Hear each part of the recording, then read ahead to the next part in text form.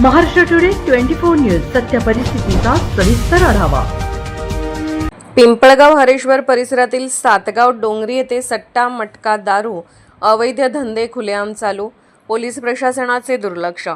Pimpalgaon Hareshwar police station हद्दीतील अनेक गावांमध्ये सट्टा मटका गावठी दारू देशी विदेशी दारूचे अवैध धंदे खुलेआम चालू असून यांना पोलिसांचा धाकच नसल्याचं चित्र दिसत आहे।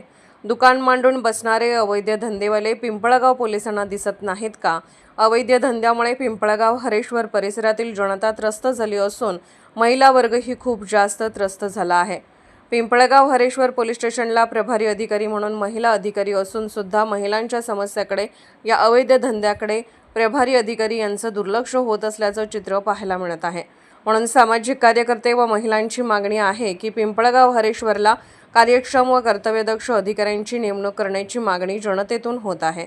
महाराष्ट्र टुडे मराठीसाठी ब्युरो रिपोर्ट पाचोरा जळगाव।